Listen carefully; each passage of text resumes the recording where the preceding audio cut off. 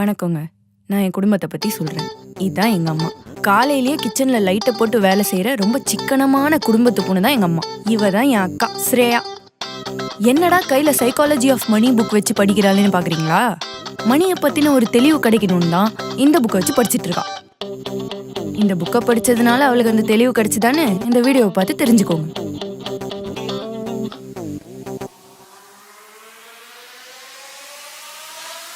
நான் யாருன்னு பாக்குறீங்களா? இவ்ளோ நேரம் இந்த ஃபேமிலி இன்ட்ரோ பண்ணிட்டு இருந்ததே நான் தான். என் பேரு பாரதி. இந்த வீட்டோட கடைக்குட்டி, அதாவது கடைசி பொண்ணு. அப்புறம் யாரும் மிஸ் ஆகுறாங்கல்ல, அதுதான் எங்க அப்பா. எங்க அப்பா ஃபாரின்ல வேலை செய்யறாரு.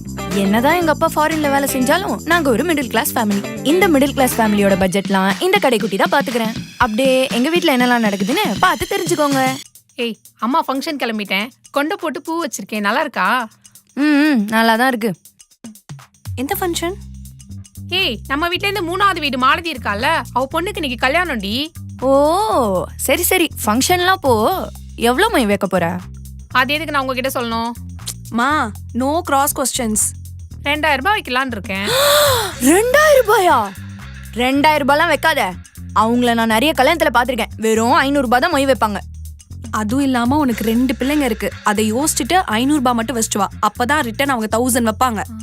என்னடி இப்படி சொல்றீங்க? ஆமா, வெறும் 500 ரூபாய் தான் வைக்கணும். நம்ம ஒன்றும் பணக்கார வீட்ல எல்லாம் இல்ல. நம்ம ஒரு மிடில் கிளாஸ் ஃபேமிலி. அப்படியே வள்ளல் பரம்பரை மாதிரி தூக்கி 2000 ரூபாய் கொடுக்காத. ஒருவேளை நமக்கு ப்ராஃபிட் இல்லைனாலும் நெகட்டிவ் ரிட்டர்ன்ஸ் இருக்கவே கூடாது. புரியுதா? அதுக்குன்னு மொய் வைக்கிறதுல கூட அடி இப்படி பண்ணுவீங்க? மா, நாங்கெல்லாம் அப்படிதான் யோசிப்போம். நீ கிளம்பு.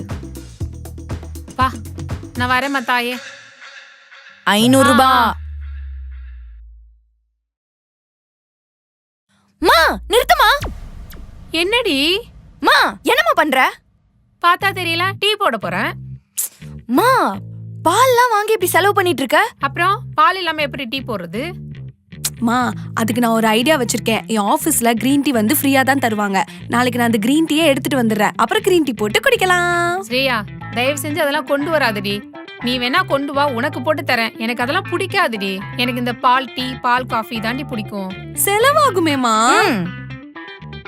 பெத்த தாய் நானு, எனக்காக ஒரு பால் பாக்கெட் கூட செலவு பண்ண மாட்டீங்களாடி? அம்மா, அப்போ நான் ஒரு ஐடியா சொல்லட்டுமா? நீ பேசாம 2 ஃபிளாஸ்க் கொடு. எங்க ஆபீஸ்ல டீ காஃபி மிஷின் இருக்கு. அதுல போய் ஃபுல்லா புடிச்சிட்டு வந்து உனக்கு கொடுத்துறேன். பாவீங்களா? பால் பாக்கெட்ல கூட வாடி சிக்கன பண்ணுவீங்க?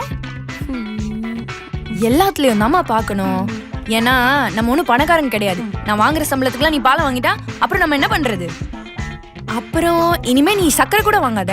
நம்ம இனிமே நோ சுகர் டயட்ல இருக்கோம். இது என்னடி புது கதையா இருக்கு? அதெல்லாம் அப்படிதான். உனக்கு சுகராவது குறையட்டும். ஆமா, உடம்பாவது உனக்கு குறையும். எனக்கு எங்கடி சுகரு?